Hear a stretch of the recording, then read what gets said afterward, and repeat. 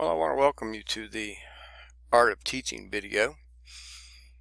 You ever wonder what separates teachers from other teachers when they're the ones that at the 10-year reunion students talk about with admiration in a very positive way? What separates those teachers that have kids come over and visit them at their house, or 10 years afterward write them a note and tell them how much they got from being in their class. Well, a lot of this is wrapped up into the art of teaching. So let's look at what the art of teaching is and how it's separated from the science of teaching. We're going to look at three broad perspectives on how master teachers use the art to make a difference, to make an impact in each student's life. And we're going to first look at the positive human dispositions, those things that these teachers seem to have that make a difference with their outlook on kids, their capacity for empathy and sincerity and warmth, their enthusiasm in whatever they do, and how they focus on making an impact. And then second, we're going to look at how they communicate verbally and non-verbally, how it is novel, it is vivid, it is different from most. And we'll break the nonverbal communication down in the kinesiology and proxemics and paralanguage, and how they touch, the physical characteristics, the artifacts, and the environmental conditions that are manipulated to make a novel and vivid atmosphere. And then last, how they make their classrooms active and fun, so that kids like being in that class. And these, in my perspective, are the three areas that really impact the art of teaching. So what is the difference between the art and the science of teaching? How would you differentiate the two? What's the difference between the science and the art? Well, if you look specifically, we could look at specific definitions or specific research studies, but basically it boils down to the science deals with what is taught.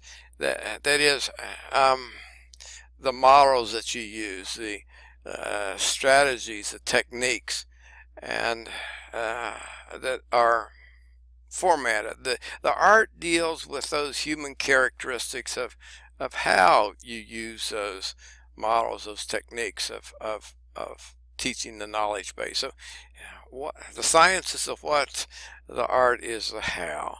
So let's look at the how part of teaching.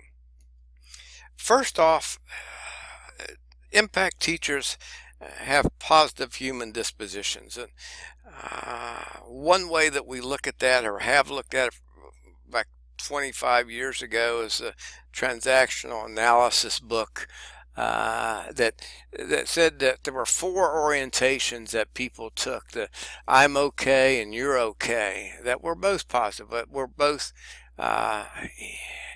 okay people, or the types of people that I'm okay but you're not okay, or the person that feels they're not okay but you're okay, and then lastly the one that says that we're both not okay.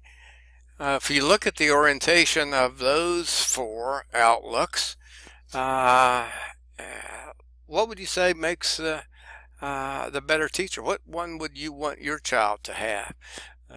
And most would answer I'm okay and you're okay. And so a lot of times it's the attitude that you have that will determine how far you get with each kids, with each of your children in your class, that you see them as okay and that you're okay. There's a good positive outlook on the way you see people.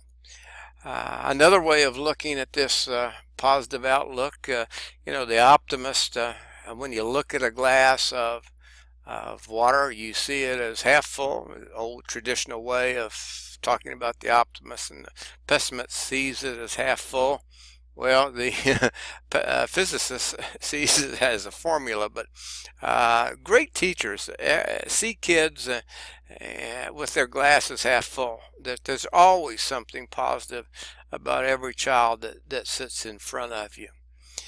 The impact teacher also, when we look at human dispositions, various research studies have shown that they have empathy. They have the capacity to feel other emotions. They have the capacity, if you're an elementary teacher, to feel what a fifth grade girl can feel when they had a tragedy in their life. They, in a secondary level, have the capacity to understand the pressures and anxieties that our adolescent students feel, and they have empathy over that. Because they've maybe gone through it themselves, or they've seen it in their own children, but they feel other children's emotions that are in their classroom. And then secondly, they have a sincere ability to interact. They have warmth, and teachers and students that interact with them feel that warmth and sincerity. They like to be around them. They feel comfortable talking with them. And I'm sure you've met people that you see walking down the hallway, and you want to make sure you talk to them because they make you feel good, and there's others you just want to avoid like a plague. So empathy and warmth play a big part in the dispositions that make an impact on children, because how high you climb with a kid, how much interaction you have with them, depends upon their perception about how much you care about them, and that's entwined in empathy and in warmth. As some of these teachers that are impact, they never grow up. In essence, they understand the age. They understand the importance of play, of joking, of seeing things in a different light. They still have part of a kid in them, but yet can be mature when they need to be. But they sometimes never fully grow up, and kids see that in them. That is, a secondary teacher can talk about the music that they listen to, the websites that they visited, or the Facebook posts that were the big hit that went viral last night. But they can talk a kid's language. They also have, and I guess this is embedded in EQ, which is emotional quota. Our impact teachers have a high EQ. That is, they have the capacity to read other people. They understand as they interact each day what they're feeling, and they read more than what is said. They have the capacity to read the nonverbal communication. They listen more than maybe sometimes what the words are said, but they look at the emotion of the child as they interact with them. And because the foundation of understanding and communicating with others is the ability to listen and understand what exactly is being felt or said. So high abilities of EQ, emotional quota, are a key human disposition that our impact teachers have. And then almost all the research of the number one indicator revolves around enthusiasm, because enthusiasm is contagious. It's contagious on the athletic field, it's contagious in the classroom, it's contagious in selling, in almost all of our endeavors. Enthusiasm is important in bringing other people along. And if you believe that teachers are the primary cause of learning, then they have to show that through their mannerisms, through their everyday interaction with kids. And it can be trained. That is, when you look at the and you break down what enthusiasm actually is in a nonverbal sense and in a verbal sense, you look at the vocal delivery that our enthusiastic teachers are varied in their rhythms. They have a tonality that's positive, that's uplifting. They change their pitch often based on the emotion of what they're saying.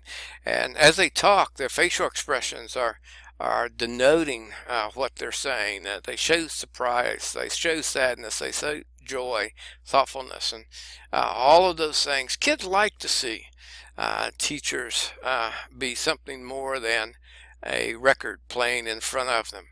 And the smaller the child, the more they look at the facial expressions of the teacher. The eyes also are important in communication, that you contact as you talk to a class with each student, that communication is wide open when it comes to the eyes. And eyes are the windows to the soul, and they know how to use those eyes. And we'll talk about that in a minute a little bit more. They use gestures frequently with their bodies, their arms, their hands, their sweeping motions. They're very gesture oriented towards making points with their hands. They move around the classroom rather than sitting behind the podium, and their body actions denote that enthusiasm. Their word selection is enthusiastic. They're highly descriptive. They're varied. They have a large number of adjectives. And last, when they interact with people, they accept ideas and feelings with enthusiasm in a non-threatening manner when they're going to respond. So it is usually the thing that's recalled most by students is the enthusiasm that teacher taught with as they took the class. Enthusiasm's a key.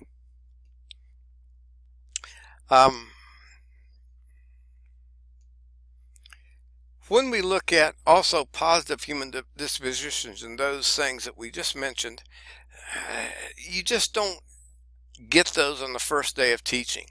The disposition may remain the same, but the skills needed to make them impact on all your kids, they develop over time.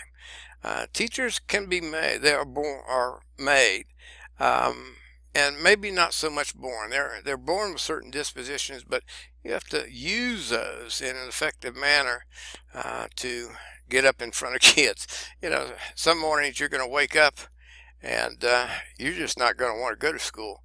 And to get yourself ready to be novel, vivid, exciting is sometimes hard every day of the week.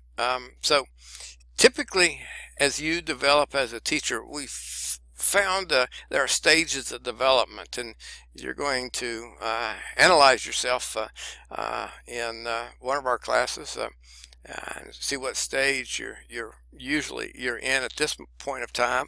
But in the first couple of years of teaching, typically you're in a survival stage where you're simply getting used to the room layout, to knowing the policies and norms of the school, of knowing who's on staff and how the power dynamics of that staff works, of establishing classroom procedures that really work, that your textbook and your teacher training said should work, but they don't. And so you've got to figure out what works for you, what routines make it comfortable and efficient as you run your classroom. You start looking again at the rules that you're going to have and how you're going to reinforce them so that kids respect you. You know, you're going to change those rules first couple of years quite often. You're going to look at your subject matter. Just because you majored in history doesn't mean you know everything you're going to be taught. So you're going to have to expand your knowledge base, especially as it relates to what the kids' prerequisite knowledge is.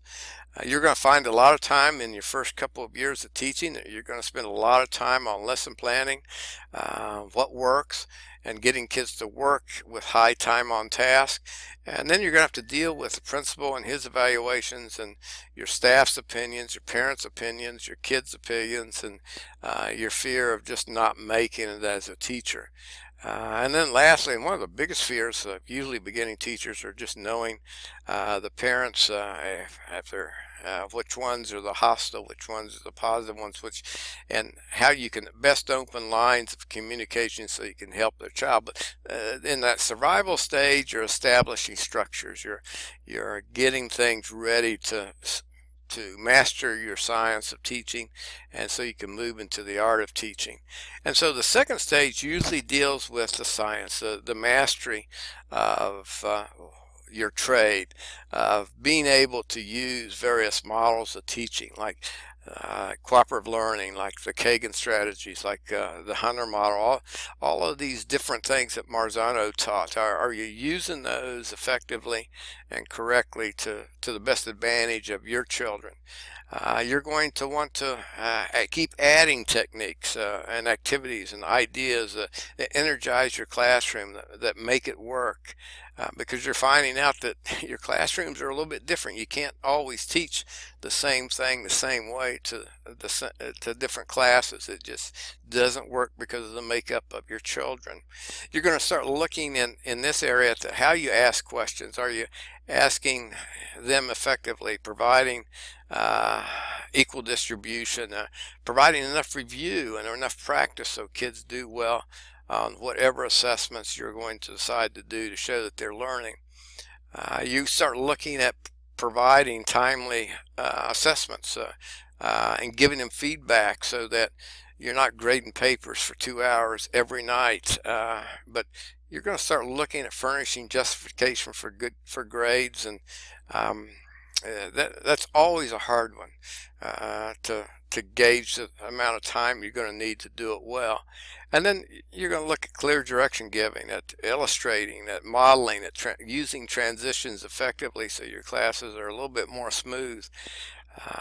You're going to start to see kids as different, and you'll be interested in the learning styles and the characteristics and the needs of not only your whole class but of each individual kid, and start to say, hey, they are different, let's teach in different ways. And then you start to use different sponge activities to keep kids busy from bell to bell, even when you're not teaching. And then lastly, you're going to start managing or looking to manage your time pressures between home and school and how to separate the two. So when you start looking at the science of teacher and mastering, many are in that stage for quite some time, until you start to move into the art of teaching, to where you start to be interested in impacting each and every child that you have, especially the ones that aren't achieving, that are having trouble in your class as well as others. They become a challenge to you. And here you start to want to be a lot more novel, a lot more vivid, a lot more different than what you've done before. And you're going to vary your teaching strategies, maybe not exactly what you were taught in college, but you're going to come up with your own. To be different from everybody else.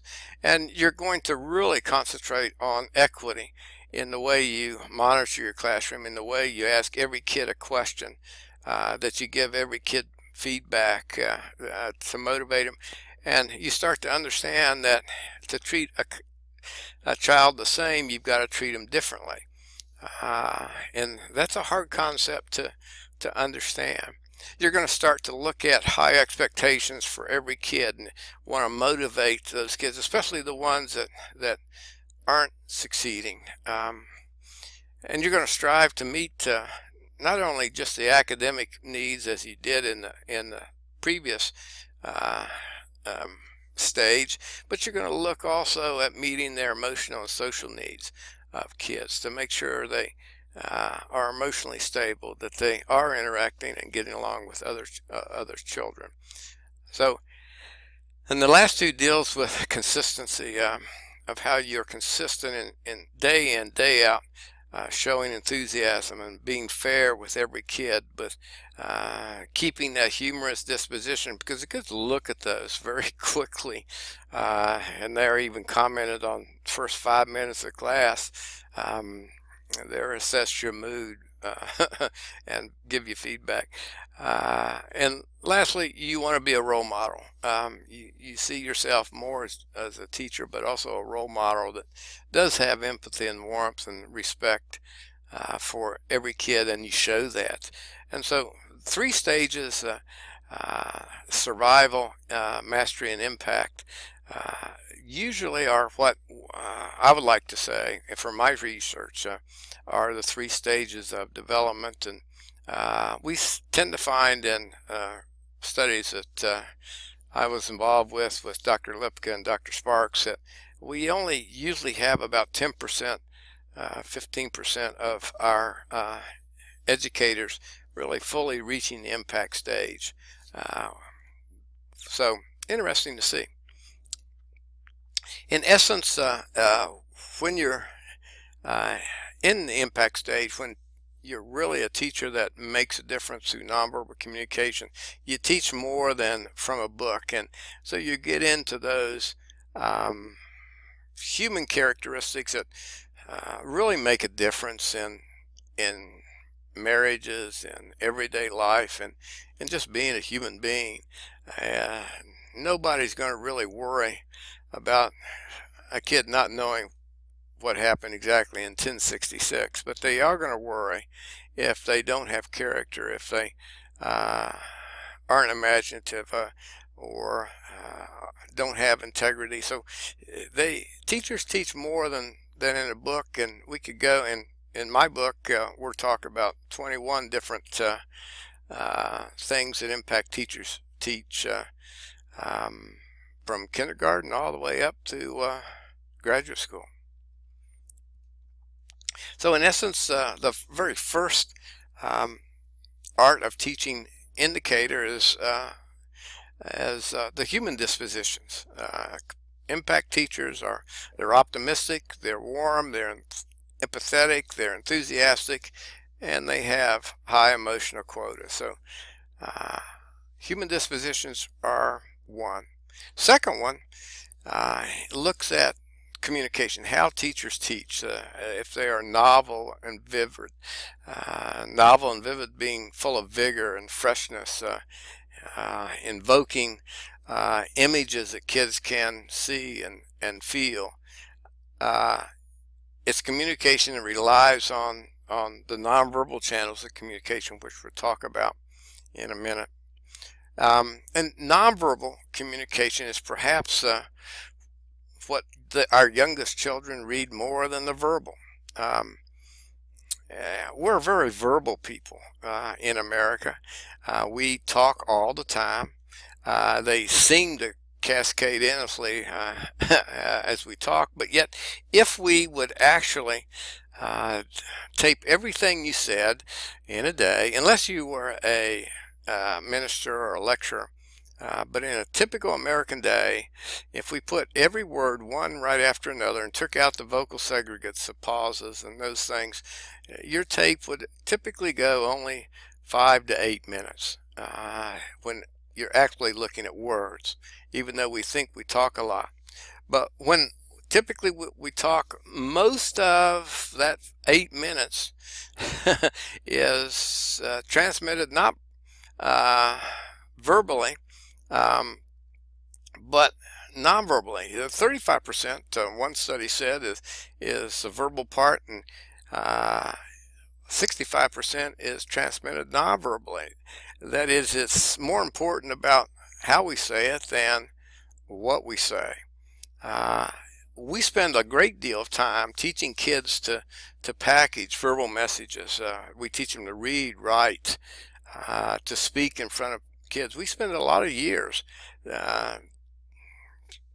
putting all this together on the verbal speech, but we don't spend a whole lot of time on the nonverbal areas, and those tend to be more important. We learn these nonverbal areas by imitation or by accident, by trying it out. Is it, if I wanted, as an 8th grade kid, to ask a girl out, is it easier for me to do it by being a cool dude or being bashful? And we try both out and see which works, and we adopt a lot of times the system that worked best for us. So it might be more imperative sometimes that teachers start to look at the nonverbal communication aspects of kids and their way of communicating, because the lack of awareness of nonverbal areas is a stumbling block in the process of communication, and it can be a stumbling block for teachers too. So I want to talk a little bit about the nonverbal aspects of teaching, because it appears to be quite important. It is, by the sheer quantity of the messages being given to a person at one specific time, highly pervasive. It is the sheer primacy of the message that is, it's the very first way we learn to communicate. If we are a baby and need our diaper changed, we do it through a nonverbal channel of crying, and it's just very subtle. That is, some people don't pick them up. The way we look, or the way we, the paralanguage, the proxemics, kinesics, all of those things that we, the quality of information hitting us, they sometimes just don't see it, and it's because it's so subtle. And so I think it's important to teach, not only teachers, but students, how to nonverbally communicate. Well, teacher's language, when you look at the verbal aspect of it, is perhaps one of the most studied variables in research. And there's a clear link in most of these studies between the clarity of the language and student achievement. It is, what you say a lot of times, because here there are certain characteristics that we find great teachers having. And one is precise terminology. They use clear and very simple language. They tell kids what they're going to learn, why they're going to learn it right off the bat, and they use the language that is of their grade level, so that they don't have to look up every word. But it's very precise, down to earth, and it's connected. That is, you don't ramble. You don't start talking about one thing and then being led off to another, but it is connected to lead to a specific objective. So to stay connected, a lot of times you have to have transition signals to show kids you're moving from here and you're going to go to there. When we're going to stop talking about this idea and we're going to move to another, and explaining why you're doing that. But good teachers have transition signals as they teach, and then they emphasize what's important and what's not. That there's a special significance to what I'm saying here. This is something you need to remember. And sometimes it's as simple as saying, well, we're going to have this on a test. And then it's congruent with what you say and how you say it. And the younger the child, the more they're going to look at the nonverbal message over the verbal message. I can say, if I see a good-looking girl, I can say, boy, you look really good today. Well, I'd go in trouble for that probably today, but I can say it that way, which is a very positive thing. Or I can say, geez, you look, you kind of look good today, in a more derogatory fashion. And I only do this with my wife, and then I still get in trouble. But the way you say it, though you say the same thing, can send two totally different messages. So there's a congruency in the way impact teachers talk and what they show and how they say it. When we look at nonverbal communication, it involves these 7 dimensions. So let's talk about those very briefly.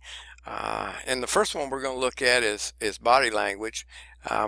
And here, it's basically your aim is to excite, because active is teaching is much more memorable than the passive learning. And so all these nonverbal dimensions can be observed. Let's first say example, no single bit of nonverbal communication is meaningful. It has to be taken as a package when we look at these 7 dimensions. You can't just say one thing means this. For example, looking at this picture, what does it mean so far? Can you tell? Well, it looks like two people are right, or something's right on both sides, whatever the both sides are. If that's all you took, you don't know much. And if we show you a little bit more, well, you have two gentlemen here. They look like, if you start reading the nonverbal communication, different types of people. They have an artifact with a cigar. Haircuts are different. So you start to get more of a message. Then if you go on down and you look at the attire and the actions being taken with a handshake, it's telling us even much more.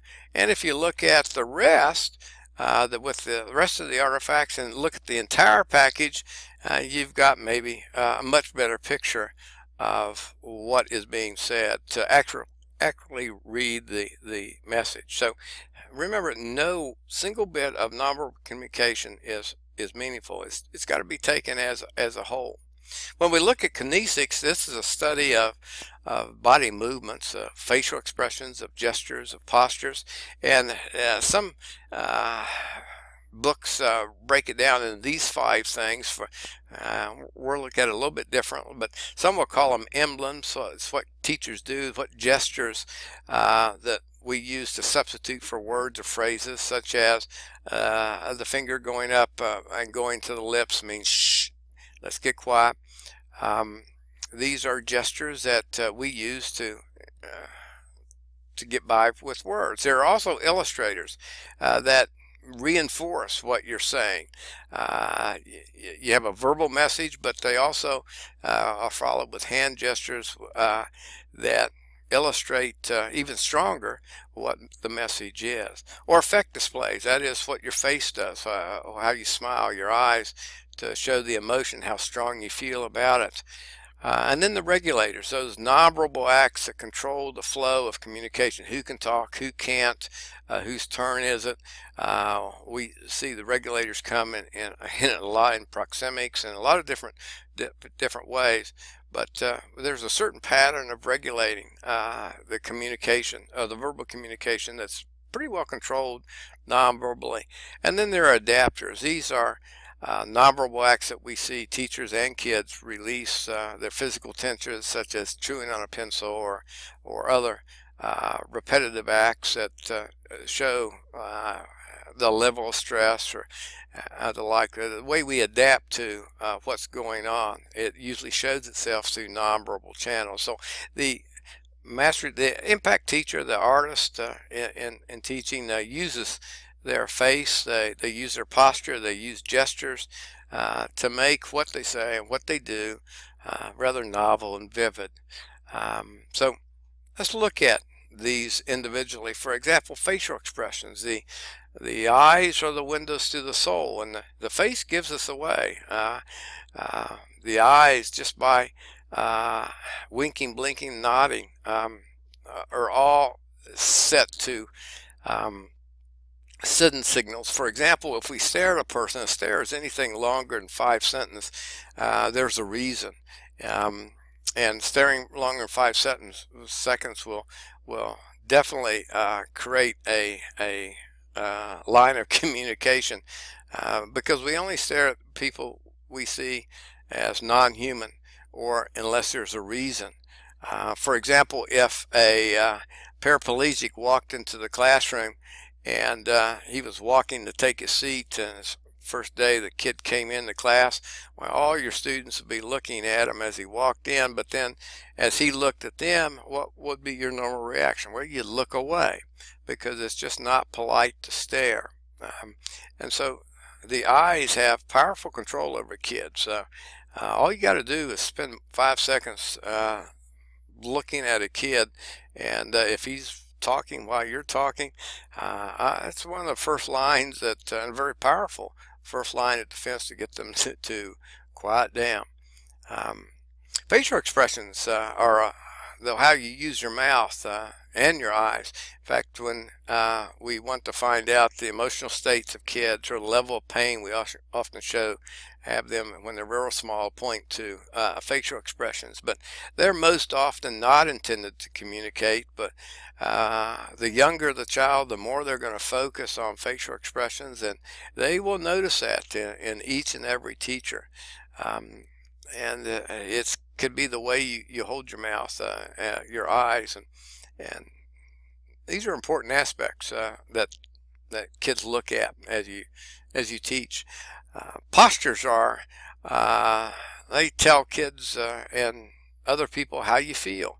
They are nonverbal behaviors that have great validity and send statements. For example, if you want to be open and honest with people, you usually open your chest, you open your stance if you're sitting.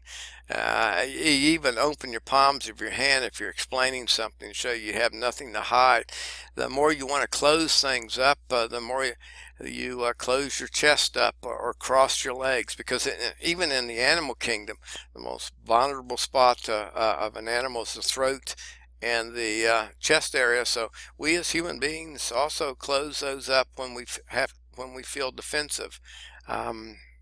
Body postures send very strong signals. You can easily tell when a kid's bored by the way he sits in his seat. When one is interested, they tend to lean forward like a baseball player, ready. There is what we call a readiness position. You can tell when you've got your class captured just by their posture of how they sit. Using gestures as part of kinesiology.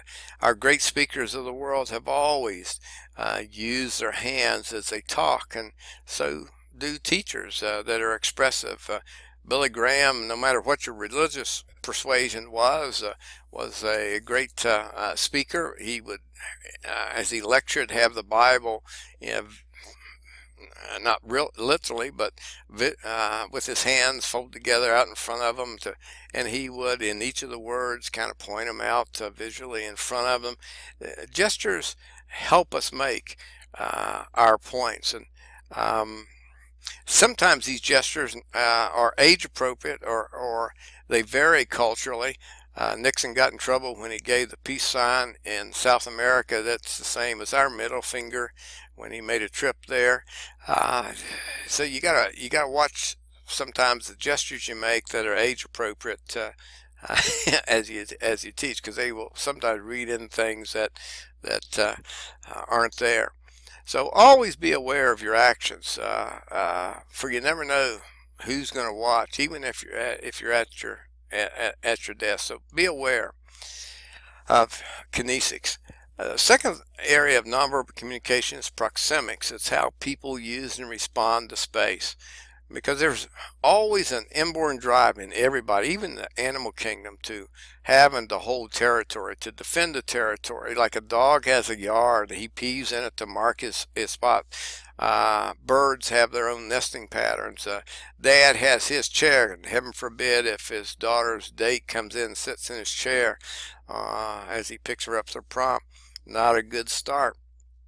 And each individual operates in distinct territories. They react in different ways when we're invaded. For example, I can remember one time when I was in college, we had an elevator in a department store. Yeah, I'm that old.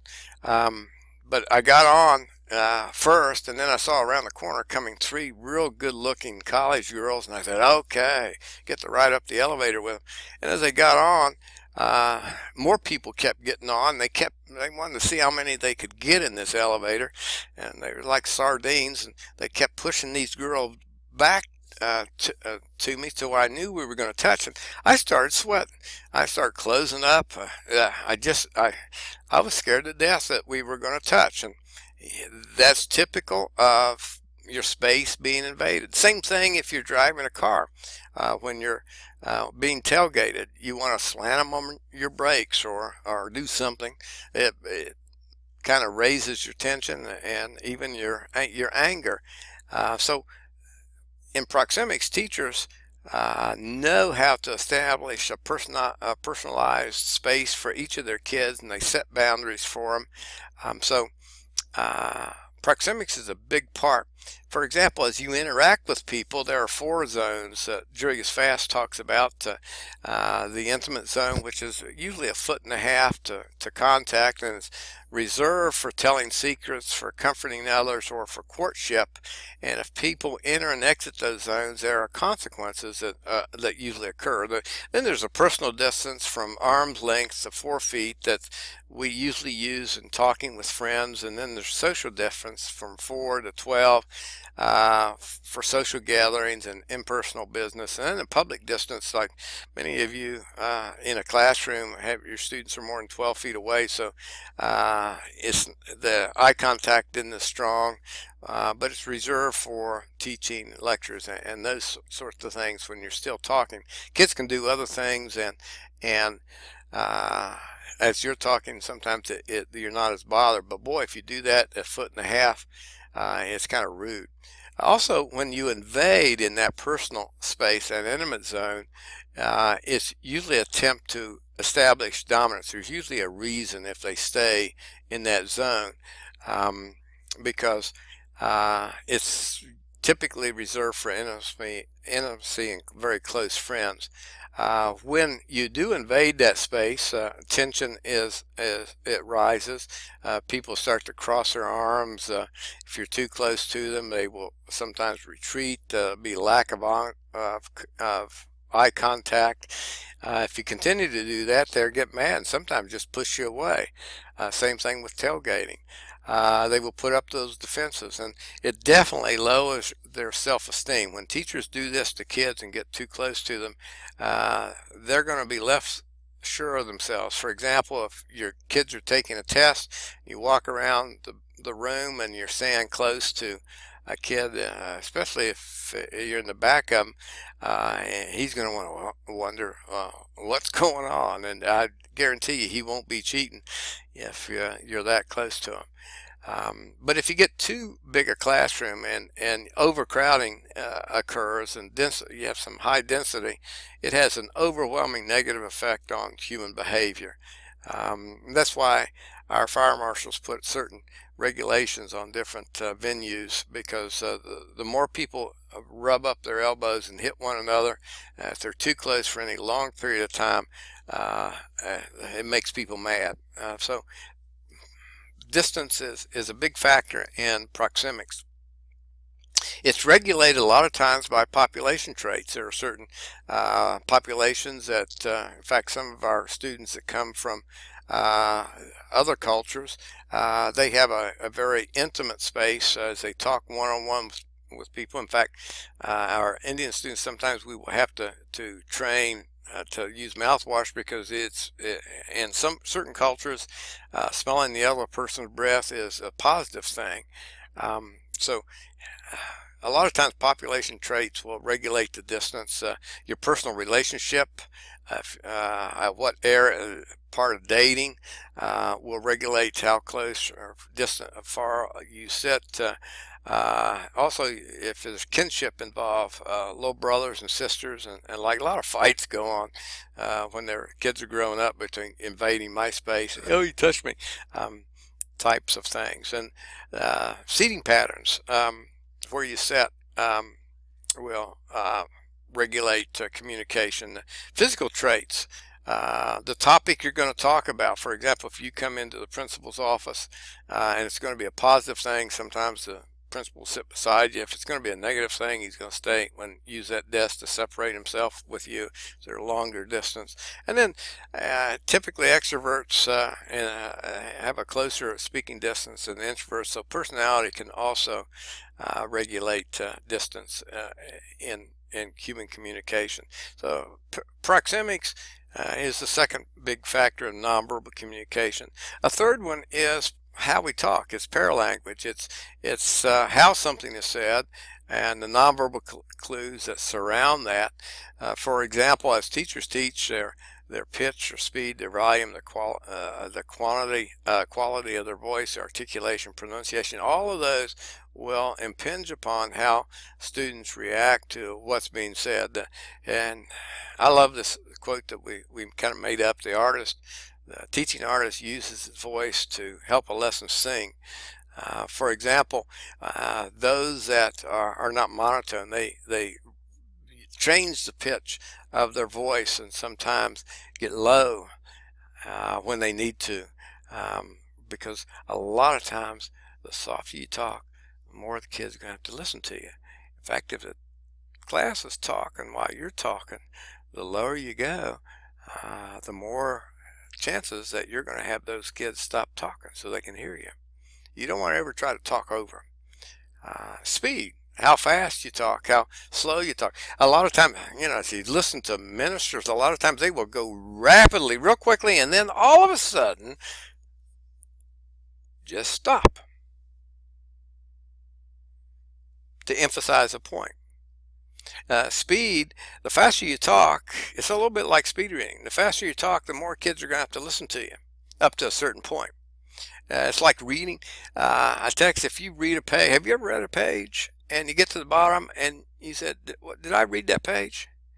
I know all of you have. Well, that's simply because you read too slow.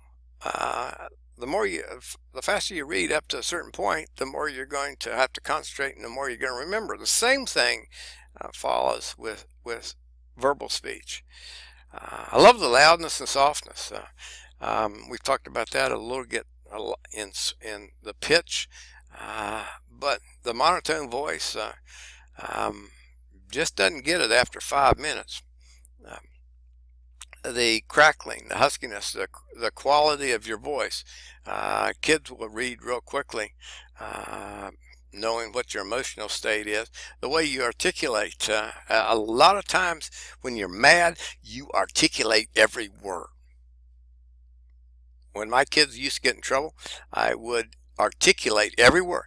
In fact, I would even call them by name, and I'd have to go through all 3 of my kids' names a lot of times to before I got the right one because I was so mad. So, but how you articulate sends messages, and then the way you use pronunciation. All of these are voice qualities, and good teachers vary these things to set a novel and vivid type of atmosphere. Sounds also are important. Laughing, crying, yawning, clearing your throat. We use clearing the throat to let's get quiet.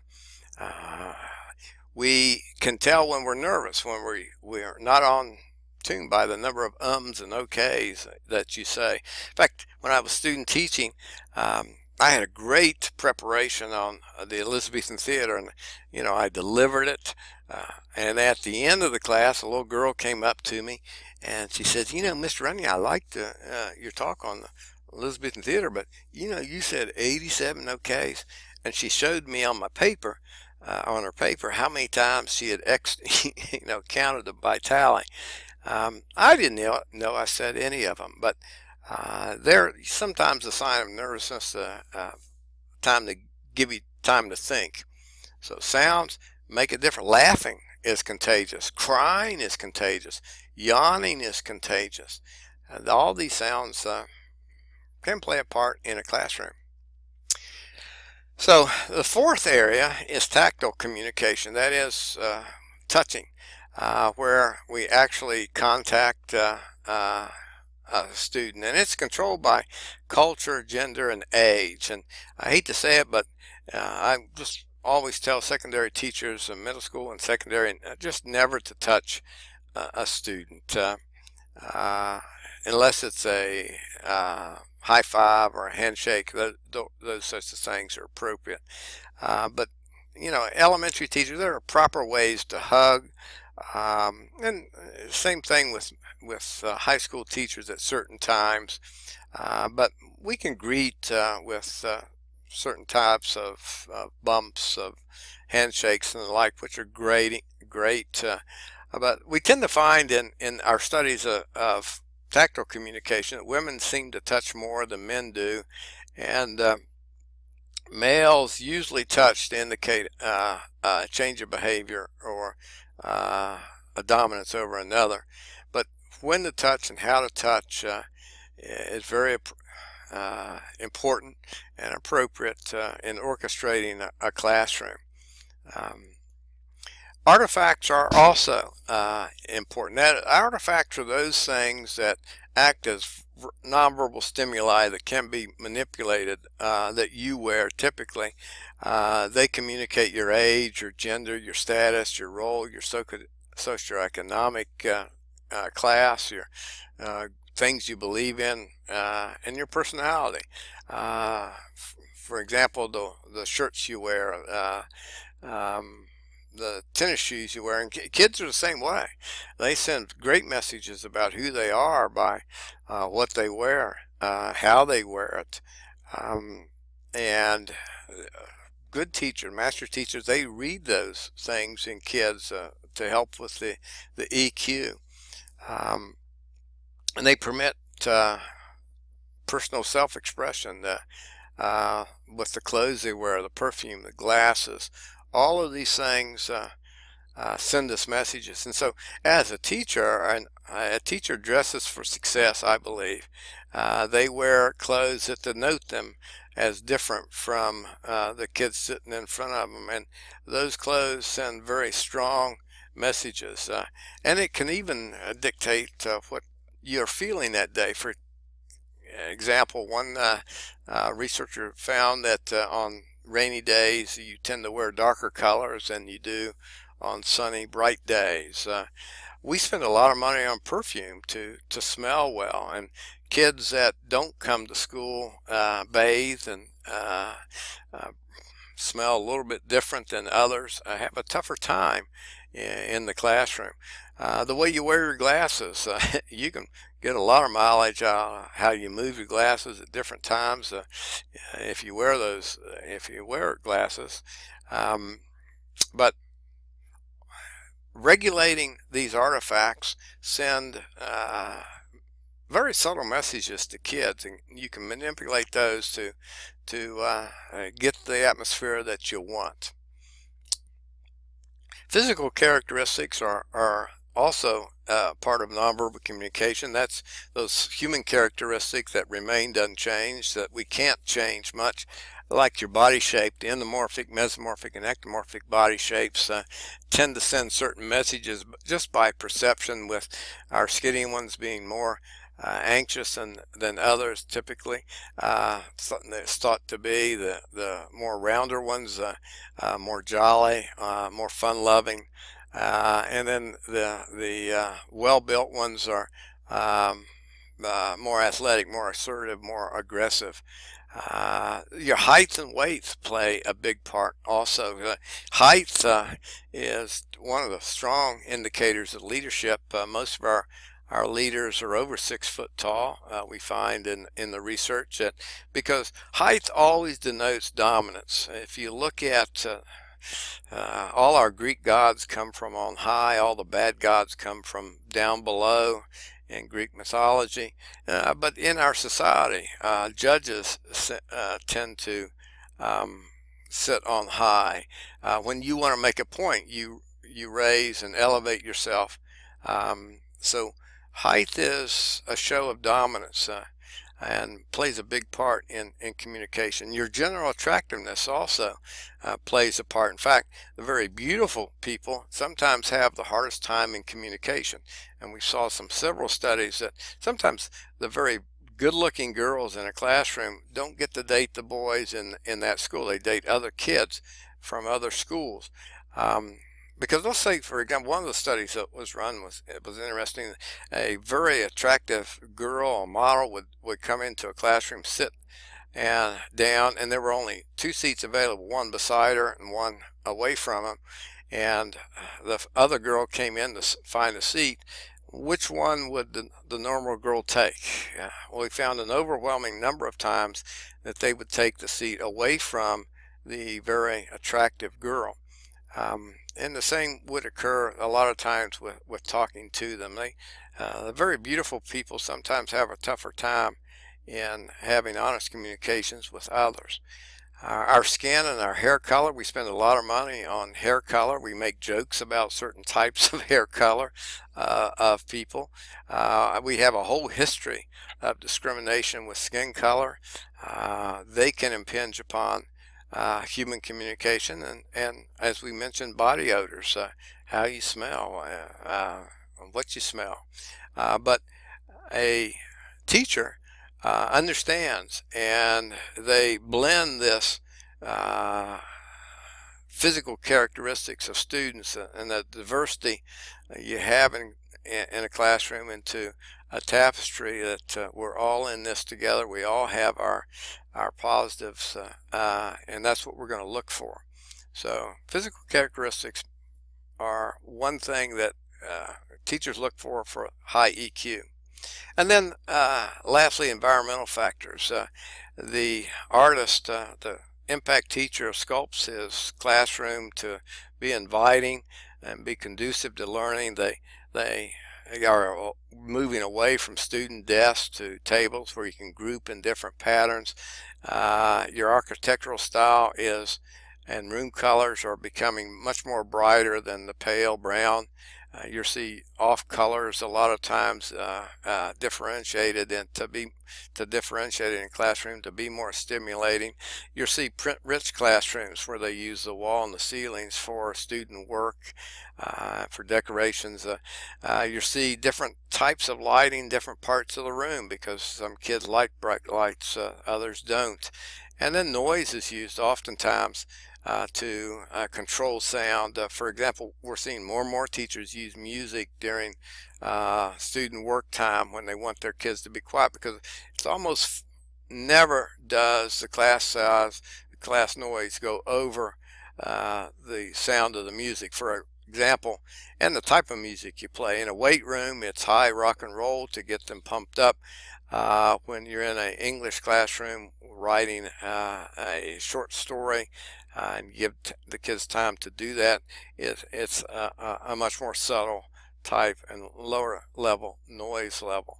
So great teachers use the environmental factors to set the stage. In fact, I can go into any teacher's classroom and I can learn a lot about them just by looking at how they've manipulated all of these things in their classroom. And so can parents, and so can kids as soon as they walk into a classroom.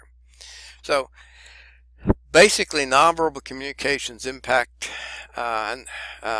kids, and teachers that are really our master teachers. They communicate through novel and vivid and verbal nonverbal channels, but they're unique. They're not like everybody else, and there's no one way for these impact teachers to pattern themselves. They're just unique, and they're talked about at the reunions 20 years from now. And then lastly, our third aspect is the atmosphere that you set. It's active, it's always moving, it's always fun. So let's talk about it real quickly before we quit. Typically, humor is an important part in teaching. Research doesn't show that it leads to high academic success, but it sets an atmosphere where kids want to be there, and it releases endorphins when you laugh. They're kind of morphine-like chemicals that reduce pain, they relax the body, and they strengthen actually your immune system the more you relax or more you laugh. So laughing and smiling are important things in classrooms, and like we said, it's contagious. And it's not working. But if you listen to a baby laugh, I'll guarantee you're going to laugh with them. Laughing is contagious. When one person laughs, you're going to sometimes find yourself laughing something you don't even understand. You didn't even hear the point of the joke, but you love the way that person laughed. Well, laughing has, I think, 6 major effects. It reduces stress in the body. It reduces classroom tensions. A lot of times, I had students when I taught for 16 years in the high school, big football kids, big farm boys that if they wanted to really get into an altercation, I would lose pretty badly. So I would always prevent any sort of altercation by making a joke out of it. And, we roll with the punches, and it oftentimes works. Also, laughter increases creativity and motivation, because actually jokes are alternative ways of looking at things. They're creative. They're alternative thinking. You have to have a diversity of a way you look at things for it to be funny, and so it creates creativity and motivation. It reduces discipline problems when you can laugh at yourself, and they're free to laugh at things that cause disruption. You know, a lot of times I think a great maxim is you don't sweat the small stuff, and that's what laughter helps to do. In fact, many times I found myself that when a kid misbehaved, it was funny, but still I couldn't laugh because it would keep promoting that type of behavior. But you got to find the fun in what kids do sometimes. I think people that laugh live longer, and research tends to point that out with reasons. I think laughter also increases feelings of self-esteem, and I'm not sure about this last one, but some claim it helps losing weight, but I think you have to laugh all the time for that to occur. But whoever laughs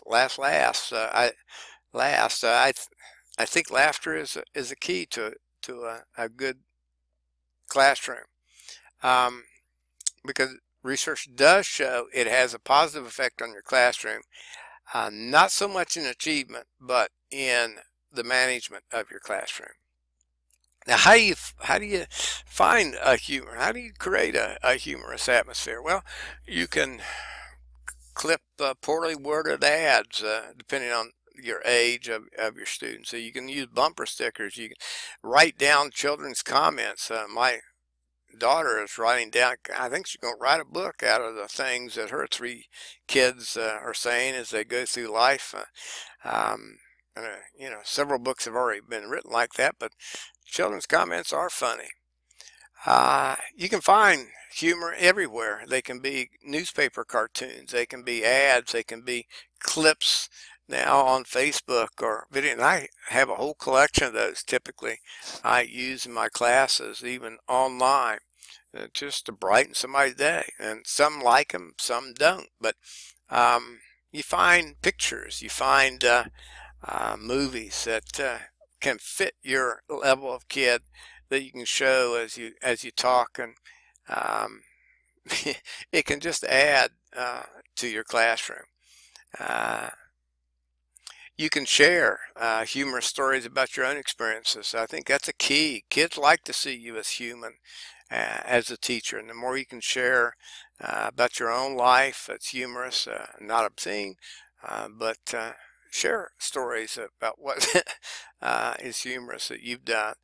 You can read humorous books to class, or have them read them. You can talk about funny TV shows or movies, or have show clips from them. You can have a joke of the day. A lot of elementary teachers tend to start a day like that, or bring a humorous story that's read.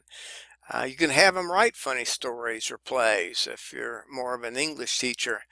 And I always learned to appreciate the class clowns, and I made them my allies, and I had to teach them there's a time and place, and I'll appreciate them if they also appreciate what I try to get done.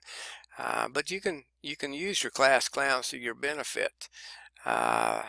There's none of us that are going to teach and not make mistakes, and so laughing at your own mistakes and admitting those, I think, are a key. I think a lot of times also wearing funny stuff to school, especially if it's a theme day. If you're going to teach about Abe Lincoln, try to dress up, look as close as you can to him. And then, as I learned real quickly in life, being as small as I am, to use humor to deflect difficult situations. So there's time and place for all of that. So building a reflective atmosphere can start with sponge activities. When the first 5 minutes as you take roll in class could be a real neat way to get kids to think humorously with using your dead time for any of these things that And I always had a collection of those that I could pull out at any time and use um, to keep kids busy from bell to bell. I always loved to, when I could, especially last of class or the beginning of class, get them to think, and I'd give them short, maybe 2 minute, 1 minute types of things. So, for example, in number 3, what do you see? And have kids interpret that different ways. But education, sometimes you got to be non-serious. It's too important to be taken too seriously all the time. So the different things that you do to bring humor into your classroom, I think, are important.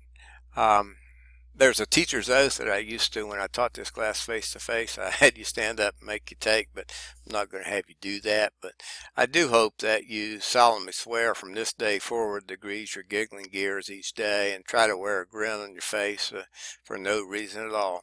Try it, and it'll work. So in essence, the art of teaching deals with these 3 things: the positive human dispositions, the novel and vivid way we communicate through verbal and nonverbal channels, and creating a fun and active classroom atmosphere. There was a story that was told about Teddy Stoddard that we're going to show you later on in class, that how the art of teaching lies in how we handle each child. And it's at the end of the chapter in the text, but I'm going to end with this. I love this little quote, and I'm not sure who it's from, but a little of you lives in every child with whom you come in contact. And great is your influence as a teacher, for you have contributed to the development of every advancement in medicine and every advancement in science. You speak in every courtroom and from every pulpit. Your voice is heard in every song, and your influence is felt in every painting. You live in the pages of every book that has ever been written, and you live in every home and speak to every child at every dinner table when that child says, "My teacher says." Enjoy the art of teaching, and we'll see you in the next video.